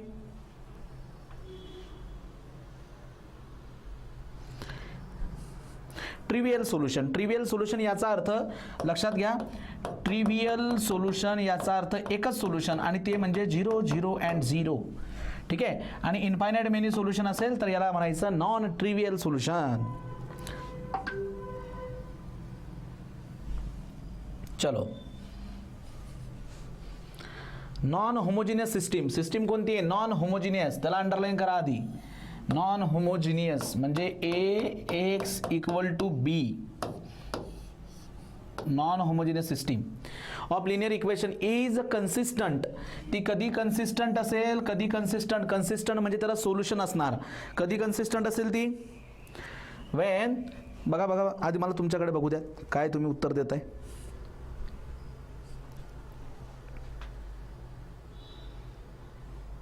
शाबाश. When the rank of matrix A is equal to the rank of augmented matrix, he condition जर सॅटिस्फाईड झाली सो इट इज कन्सिस्टंट. आणि जर होत नसेल तर ही येणार इनकन्सिस्टंट. Yes, solution exist. चलो पुढे. Non homogeneous system of linear equation is इनकन्सिस्टंट.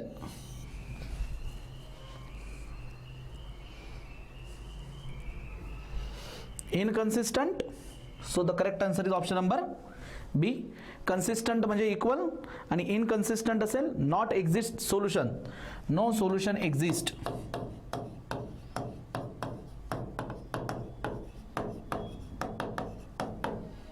Solution exist.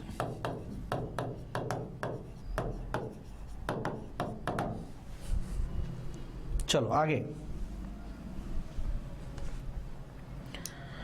For consistent already दिलंय. कन्सिस्टंट म्हणजे त्याला सोल्युशन आहे. For consistent M/N non homogeneous system आहे म्हणजे B प्रेझेंट आहे. If rank of A is equal to the number of unknown then the system possess. किती solution.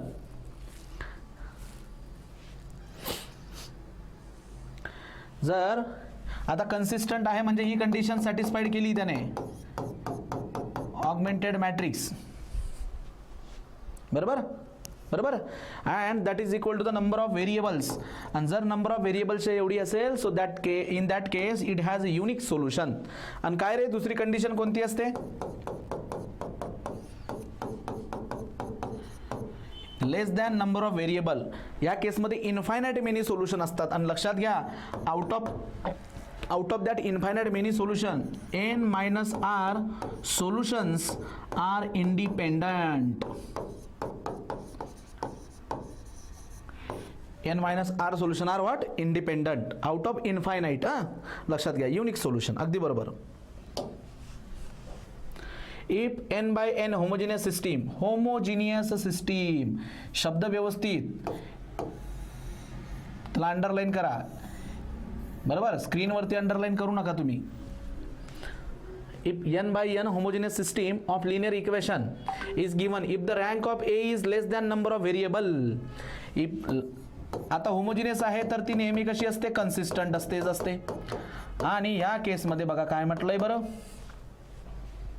Rank जी आहे it is less than number of variable. बघूयात तुमच्यापैकी किती विद्यार्थी या प्रश्नाचं उत्तर बरोबर देऊ शकतात. सर जर रँक जर नंबर ऑफ व्हेरिएबल पेक्षा कमी असेल so it has infinite many solution. System homogeneous आहे तर त्याचं करेक्ट वर्ड असणार non trivial solution. Non trivial solution is the correct word, म्हणजे मल्टिपल सोल्युशन. पण इथं कुठेही नॉन ट्रिवियल सोल्युशन दिसत नाही. मग मी तुम्हाला आता जस्ट काय म्हटलं, जेव्हा इन्फायनाइट सोल्युशन असतात, मल्टिपल सोल्युशन असतात, out of that n-r solution कसे असतात? इंडिपेंडंट असतात. इंडिपेंडंट. ओके, तर no solution are independent, n-r independent. Option number D. Option D. चलो व्यवस्थित रीड करा त्याला.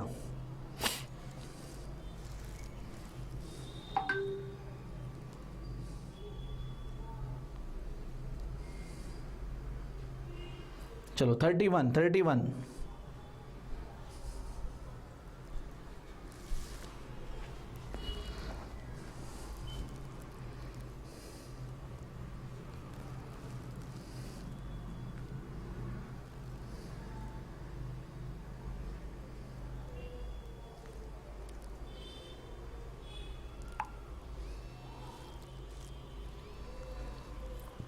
बोला. सो 31 नंबरचा जो क्वेश्चन आहे आपला 31 नंबरचा, त्याला व्यवस्थित सॉल्व करा तुम्ही. For consistent m by n non homogeneous system of linear equation ax equal to b, if rank of a यहाँ पे rank of matrix a equal less than number of unknown पेक्षा कमी आहे आणि ऑलरेडी कन्सिस्टंट दिले. So rank of a is equal to rank of augmented matrix आणि less than n आहे, बरोबर. सो याला किती सोल्युशन असतील? काय उत्तर दिले तुम्ही? बघू द्यात, मला बघू द्यात. येस, हे बघा, युनिक तर येणार नाही, नो सोल्युशन नाही, it has a infinite many solution. काही विद्यार्थी इथं कन्फ्यूज होऊ शकतात. तिथे n-r सोल्युशन म्हटलंय, इंडिपेंडंट म्हटलंय का? तिथं नाही. So the correct answer is option number C. चलो नेक्स्ट बघा बरं, द्या उत्तर याचं.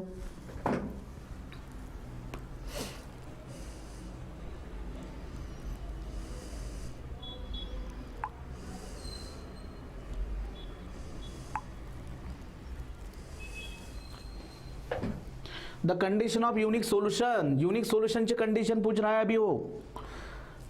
युनिक सोल्युशन कधी असतं? Rank of A is equal to rank of A B. आधी कन्सिस्टंट तर असू द्या त्याला, आणि that is equal to number of variable म्हणजेच काय? Number of unknowns. So the correct answer is option number A. Yes, unique solution. पुढे the condition of infinite many solution. बघा असे फिरून क्वेश्चन विचारले जातात. इन्फायनाइट मेनी सोल्युशन तर काय असणार? Rank of A is equal to the rank of augmented matrix and that should be less than number of variable. Number of variable म्हणजेच काय? अननोन.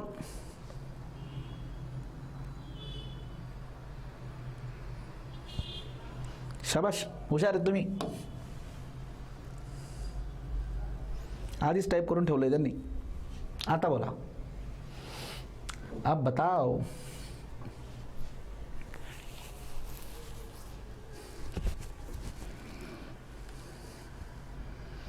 आता हा क्वेश्चन खूप इंटरेस्टिंग आहे. बघूया तुमच्यापैकी किती विद्यार्थी या प्रश्नाचं उत्तर देऊ शकतात. 34 नंबर.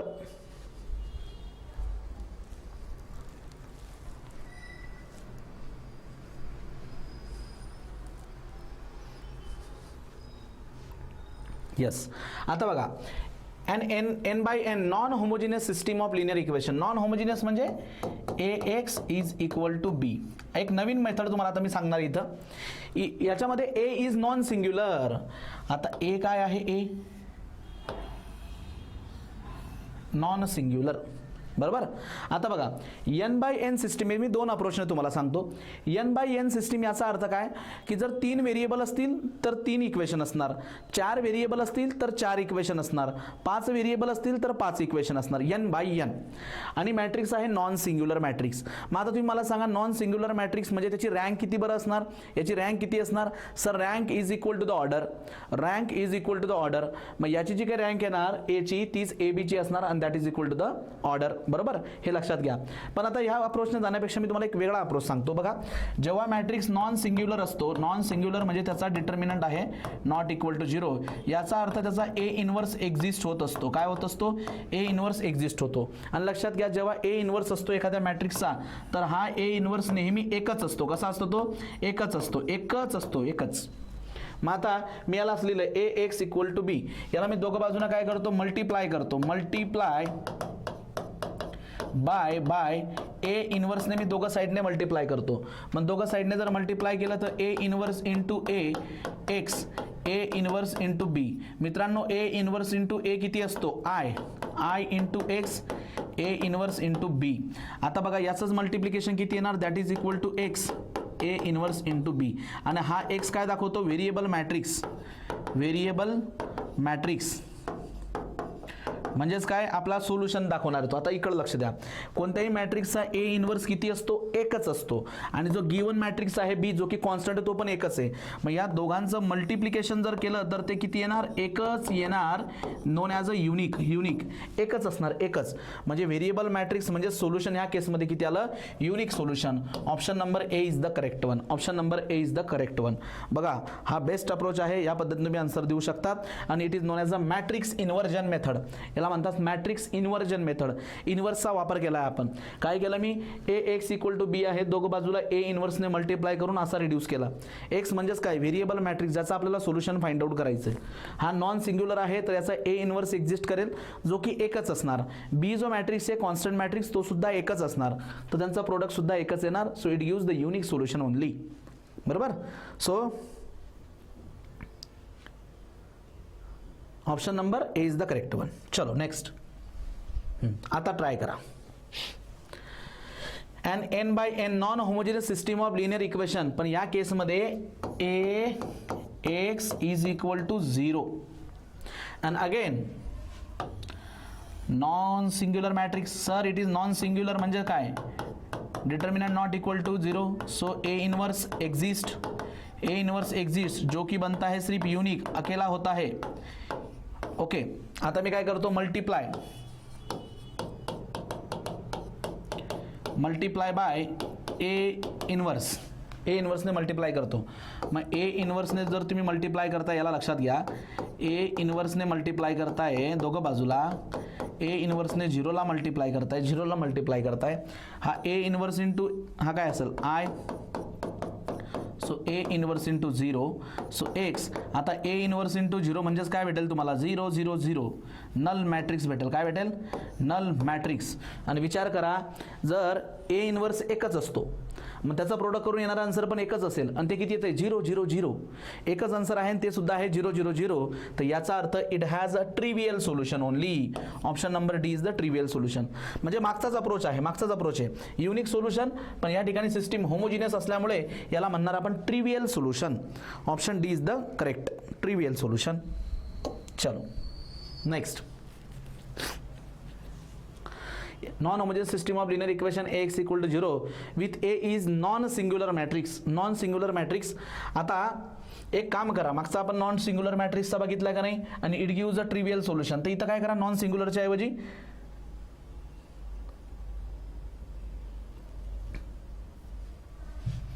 इथं तुम्ही सिंग्युलर करा. काय करा इथं सिंग्युलर. बरोबर. आता होमोजिनियस सिस्टीम आहे, होमोजिनियस सिस्टीम आहे. आता ती 100% सोल्युशन तर देणारच. एक असेल ट्रिवियल आणि एक असणार नॉन ट्रिवियल. नॉन सिंग्युलरच्या वेळेला ट्रिवियल असतो, तर सिंग्युलरच्या वेळेला काय असणार, it is a non trivial solution. म्हणजेच काय, non trivial solution. Option number बी.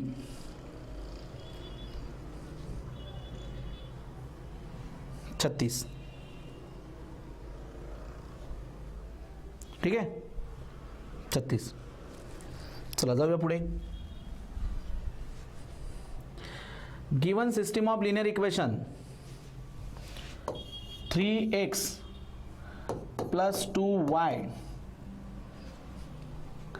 प्लस झेड आहे कदाचित, हा plus Z equal to 0 equal to 0. तो 0 इकडे दिलाय. नंतर x plus 4y plus Z equal to 0. 2x plus y plus 4z equal to 0 equal to 0. आता एक लक्षात घ्या, राईट हँड साईड 0 0 0 आली. राईट हँड साईड काय आली आहे, 0 0 0. एक गोष्ट क्लिअर करा, लक्षात घ्या. म्हणजे 2-3 अप्रोचने तुम्ही सोडू शकतात. एक सरळ सरळ आणि साधा अप्रोच आपला की ऑगमेंटेड मॅट्रिक्स प्रिपेअर करा, रो इचेलॉन फॉर्ममध्ये कन्वर्ट करा आणि रँक कम्पेअर करा. तसं एक आहे. आता हा 0 0 0 आहे, त्यामुळे इट हॅज ऑलवेज सोल्युशन जे की नो सोल्युशन इथून डिलीट झालं. त्याला नेहमी सोल्युशन असणार. आता 0 0 0 असल्यामुळे इनफायनाईट सोल्युशन असा वर्ड नसेल, तर तिथे काय असणार, इनफायनाईट सोल्युशन च्या ऐवजी नॉन ट्रिवियल असणार. नॉन ट्रिवियल इथं काय, ओनली ट्रिवियल सोल्युशन. आता यासाठी मी काय करतो की हा याच्यापासून जो बनणारा मॅट्रिक्स असेल ना, बघा याच्यापासून बनणारा जो मॅट्रिक्स असेल तो कसा असेल, A matrix, constant matrix 3 2 1 1 4 1 and 2 1 1 4. Multiple approach आहेत. पण सर तुम्ही आता आम्हाला 2 अप्रोच शिकवलेत. कोणते, हे बघा. जर ए मॅट्रिक्स नॉन सिंग्युलर निघाला तर युनिक सोल्युशन मिळतं, आणि जर ए मॅट्रिक्स हा सिंग्युलर निघाला तर नॉन ट्रिवियल सोल्युशन मिळतं. मग आता याचा विचार करतो मी, हा ए मॅट्रिक्स भेटलाय. आता याचा डिटर्मिनंट काढून बघू आपण. What is the determinant. हा 3 घेतला मी, बघा 3 4 चौक 16 -1. ठीक आहे. पुढे बघा, सेकंड इलेमेंट आहे -2. तो ज्या रोमध्ये ज्या कॉलममध्ये कट करा, 4 1 4 -2. सो हे आन्सर आलं 2. हे बघा 4 1 4 2. नंतर +1 हा ज्या रोमध्ये कॉलममध्ये कट, 1 × 1 1 -4 दुने 8 आलेत. बरोबर. आता याचा आन्सर काढण्याचा प्रयत्न करा. 16 मधून 1 गेला, 15 त्रिक 45. 4 2 गेले 2 -4 आणि हा आला -1. आता बघा हा 45 आहे आणि हा 11. याचं उत्तर काय येणार, not equal to 0. So given matrix is the non singular matrix. आणि नॉन सिंग्युलर मॅट्रिक्स जर असला so it has only trivial solutions. Non singular matrix बघा आताच आपण डिस्कस केलं. नॉन सिंग्युलर मॅट्रिक्स असेल सो ट्रिवियल सोल्युशन असं तुम्ही काढू शकतात. बघा जमलं का तुम्हाला, समजलं का 37चा answer. So the correct answer is non trivial solution, only trivial solution. जायचं पुढच्या क्वेश्चन वरती. बघा इथं सुद्धा आपण तोच अप्रोच वापरूया. ए 1 2 3, पहिल्यापासून 1 2 3, दुसऱ्यापासून 2 3 1 आणि तिसऱ्यापासून 4 5 4. चला डायरेक्ट डिटर्मिनंट काढून बघा. What is the determinant. पहिला एलिमेंट घ्या +1, तो ज्या रोमध्ये त्या कॉलममध्ये कट, 4 त्रिक 12 12 -5 प्लस मायनस हा दुसरा 2, रो कॉलम कट 4 दुने 8 -4 प्लस 3, रो कॉलम कट 5 दुने 10 -4 त्रिक 12. चेक करा हे आन्सर. 12तनं 5 गेले हे झाले 7, 8तनं 4 गेले 4 आणि 4 दुने 8. नंतर हा बघा -2 आणि 3 -6 तर हा 7 आहे आणि हा -14. सो -7 आन्सर येणार, जे की not equal to 0. So again it is a singular non singular matrix. आणि नॉन सिंग्युलर मध्ये only trivial solution.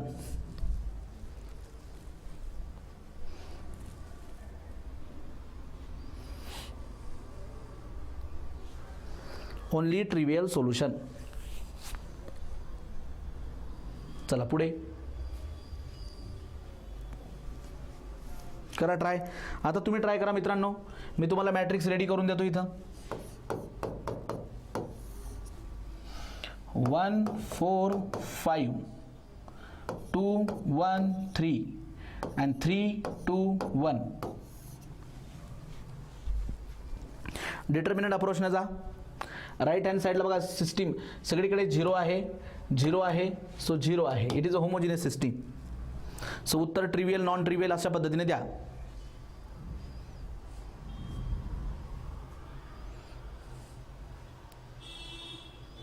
No solution तर त्याला येणारच नाही. बघा आता याचा डिटर्मिनंट किती येतोय. सो डिटर्मिनंट कसा काढणार मग. Determinant of A is equal to, determinant of A is equal to, fast काढायचा प्रयत्न करा थोडासा. हा 1 आहे, हा 1, row column delete 1 -6, okay, minus of 4, column row delete 2 -9 +5, row column delete 4 -3. So answer बघा हा आला -5, हा -7, सो प्लस 7 × 28, नंतर हा येणार 1 5. सो याचं उत्तर येतं 28, जे की नॉट इक्वल टू 0 आहे. Again non singular, so only trivial solution. Option B. आता बघा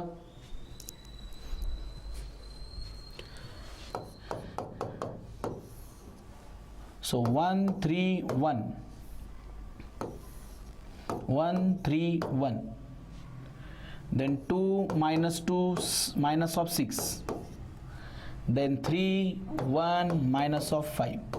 चला डायरेक्ट डिटर्मिनंट काढा. डायरेक्ट याचा डिटर्मिनंट काढा. So determinant of A is equal to, पहिला एलिमेंट 1, तो ज्या रो मध्येच्या कॉलम मध्ये कट, यांचा प्रोडक्ट 10 -6 म्हणजे हा झाला +6, -3 रो कॉलम कट -10 -18 म्हणजेच हा झाला +18.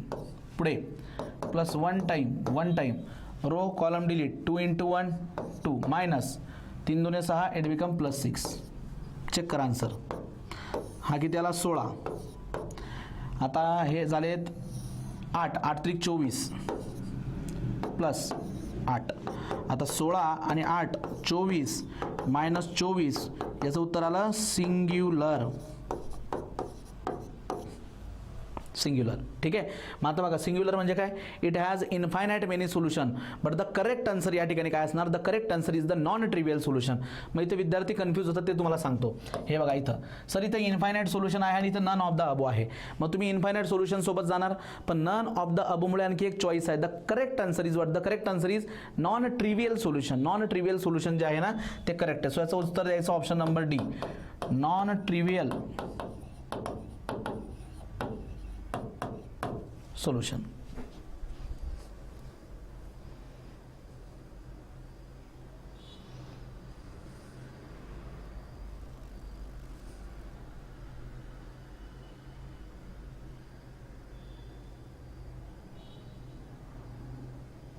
Non trivial solution. हा करेक्ट आन्सर काय येणार त्याचा, नॉन ट्रिवियल. आता थोडंसं व्यवस्थित. आता हा होमोजिनियस नाही आहे, थोडंसं काळजीपूर्वक म्हणतो. नॉन होमोजिनियस जरी असला तरी आपण त्याला गेस करू शकतो, पण या केसमध्ये नो सोल्युशन आहे, तर त्यामुळे थोडंसं काळजीपूर्वक. आता मी त्याला रेग्युलर मेथडने जातो. बघा कशा पद्धतीने. तर ऑगमेंटेड मॅट्रिक्स बनवतो. आता मी augmented matrix directly. Non homogeneous असेल ना तर ऑगमेंटेड मॅट्रिक्सच्या मेथडने जाऊ. 1 1 1 1, शेवटचा 1 आहे. नंतर 1 2 4 1, नाही 2 आहे 2. नंतर 1 4 -10 आणि शेवटचा आहे 4. हा augmented matrix. Convert this matrix into row echelon form. मग काय ट्रान्सफॉर्मेशन असतील. R2 ला R2 - R1 आणि R3 ला R3 - R1. चला चेक करा मग. 1 1 1 1, ओके. सो 1 - 1 0, 1 3 1 0 3 -10 -1 -11 4 -1 म्हणजेच काय 3. बरोबर. आता या 1च्या मदतीने या 3ला 0 करण्याचा प्रयत्न करा. सो R3चा element minus 3 time R2 so 1 1 1 1. दुसरा 0 1 3 1. सो R3चा एलिमेंट 3 मायनस 3 0. R3चा एलिमेंट आहे मायनस ऑफ 11 आणि मायनस ऑफ 3 ने मल्टिप्लाय करा मायनस ऑफ 9 तर हा झाला मायनस ऑफ 20 हा 3 आहे आणि हा मायनस 3 म्हणजे हा झाला 0.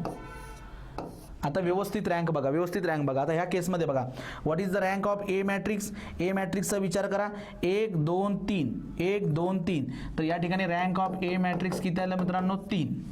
बरोबर. आता पूर्णचा विचार करा याच्यामध्ये पण 3 रोल प्रेझेंट आहेत. So rank of augmented matrix किती आला 3 आणि नंबर ऑफ व्हेरिएबल किती त्या ठिकाणी X Y Z. So there are 3 number of variable किती 3. So rank of A is equal to the augmented matrix and that is equal to number of variable. So it has a unique solution. So the correct answer काय येणार unique solution. बरोबर unique solution. चला जाऊ पुढे करा त्याला try. Augmented matrix लिहा directly augmented matrix लिहायचा. सो पहिला 1 मायनस ऑफ 4 5 आणि शेवटी मायनस 1. नंतर 2 मायनस 1 3 1 3 2 1 3. हा आहे ऑगमेंटेड मॅट्रिक्स.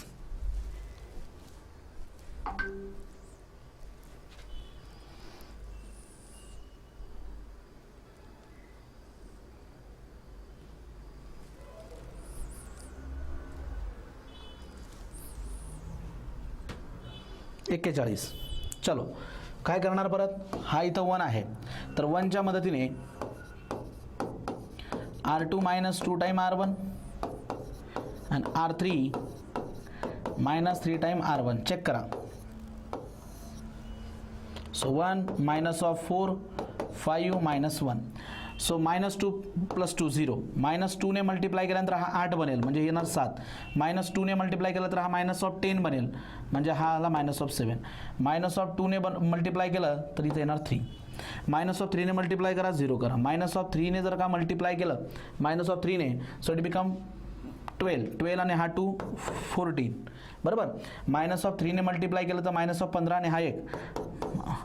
मायनस ऑफ 3 ने मल्टिप्लाय करा त्याला सो इट बिकम प्लस 3 आणि हा 3 6. बरोबर. मग आता या 7च्या मदतीने खालचा 0 करा. So R3 minus 2 time R2 कारण 14ला 7च्या मदतीने 0 करायचं म्हटलं तर 2 टाइम करावं लागेल. तर बघा 1 मायनस ऑफ 4 5 मायनस ऑफ 1. आता ट्रान्सफॉर्मेशन कशी असणार दुसऱ्यामध्ये काही बदल नाही आहे. बघा व्यवस्थित बघा. सो 0 0 मायनस 2 ने मल्टिप्लाय केलं तर हा इथं 0 होणार. मायनस 2 ने मल्टिप्लाय करा हा इथं 0 झाला. मायनस 2 ने मल्टिप्लाय करा हा इथं 0 झाला. हे बघा. सो आता ह्या केसमध्ये रँक किती आली ए मॅट्रिक्स जो आहे आतला त्या ए मॅट्रिक्सची रँक आली आहे 2. कंप्लीट मॅट्रिक्स जो आहे ऑगमेंटेड त्याची सुद्धा रँक आलेली आहे 2. दोघांची रँक सेम आलेली आहे but it is less than number of variable जे की आहे 3. मग किती सोल्युशन असेल याला so infinite many solution. Option number C. Option C. हां मी इथं सी लिहिला लगेच सगळे उत्तर द्यायला लागतात. नेक्स्ट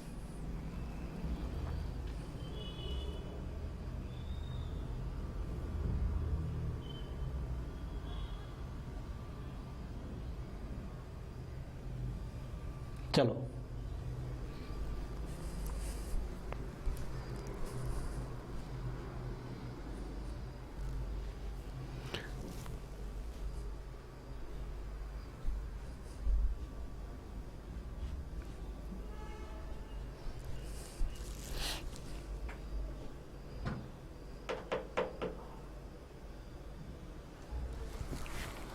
बोला.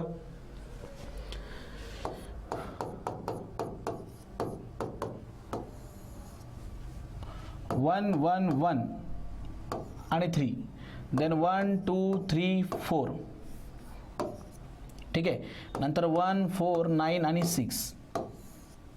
चला या 1च्या मदतीने खालचे 0 करा. R2 minus R1 and R3 minus R1. So 1 1 1 आणि हा 3 बरोबर. नंतर बघा 1 minus 1 0, 2 minus 1 1, 3 minus 1 2, 4 minus 3 1, नंतर 1 minus 1 0, नंतर 3, हा झाला 8 आणि हा झाला मित्रांनो या ठिकाणी 3. आता याच्या मदतीने खालचा 0 करा. R3 चा इलेमेंट मायनस 3 टाइम R2 चा इलेमेंट बरोबर. सो 1 1 1 आणि 1, दुसऱ्यामध्ये काही बदल नाही. 0 1 2 1.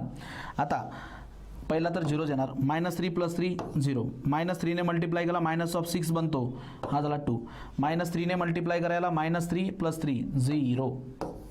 तर चेक करा या ए ची रँक किती येते. What is the rank of A, that is equal to 3. आणि पूर्ण याची रँक चेक करा. Rank of augmented matrix again 3 आणि that is equal to the number of variable 3. So किती सोल्युशन असतील मग याला.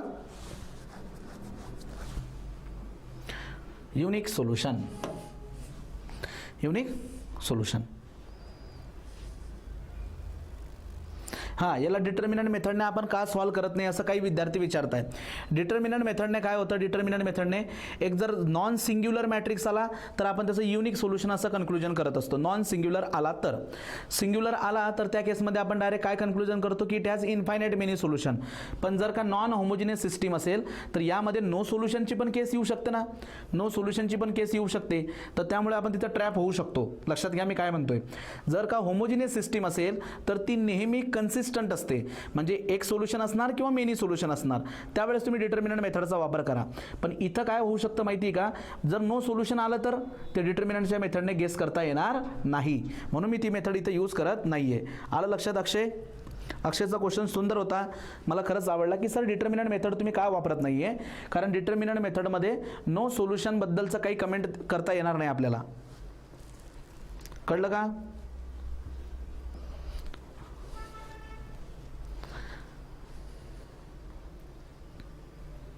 ठीक आहे. तर बघा या अशा पद्धतीने एक आता या ठिकाणी आपण जवळजवळ 43 क्वेश्चन जे आहेत ते आपण सॉल्व्ह केलेत. आणखी एक 20-25 क्वेश्चन्स आहेत. तर ते question me as it is राहू देतो. ही पूर्णच्या पूर्ण PDF जे मी तुम्हाला शेअर करतो. 43 नंतरचे जे पुढचे आहेत म्हणजे 44-45 पासून जे पुढचे आहेत ना, तर त्याची आन्सर की जे आहे मी ग्रुपवरती शेअर करेल. तर तुम्ही काय करायचं ते क्रॉस चेक करून घ्या. त्यात काही डाऊट आलेच तर ते तुम्ही मला शेअर करू शकतात, मग आपण ते सोडवणार. तर या ठिकाणी आपलं जे फर्स्ट चॅप्टर आहे मॅट्रायसेस मॅट्रिक्स फर्स्ट युनिट जे आहे ते आता पूर्णपणे कंप्लीट झालंय. विथ जवळजवळ एक 60 क्वेश्चन आहेत. इथं 43 झालेत, आणखी 17 क्वेश्चन्स आहेत. त्याची तुम्ही प्रॅक्टिस करा. आता उद्याच्या लेक्चरमध्ये, उद्याच्या काही 6 वाजता लेक्चर असेल आपलं, त्यावेळेस मी नवीन युनिटला सुरुवात करणार आहे non as a partial derivative. So partial derivative काळजी करू नका, अगदी बेसिकपासून सगळे फॉर्म्युलेज मी तुमच्या सुरुवातीला रिवाईज करून घेईन आणि मग चॅप्टरला आपण सुरुवात करणार पार्शल डेरिव्हेटिव्हच्या. तर त्यामुळे जर तुमच्या डेरिव्हेटिव्हचे फॉर्म्युले व्यवस्थित पाठ नसतील, व्यवस्थित झालेले नसतील याच्या अगोदर, तर त्याही कन्सेप्ट आपल्या आता उद्यापासून क्लिअर होतील. तर नवीन चॅप्टरला आपण सुरुवात करणार आहोत.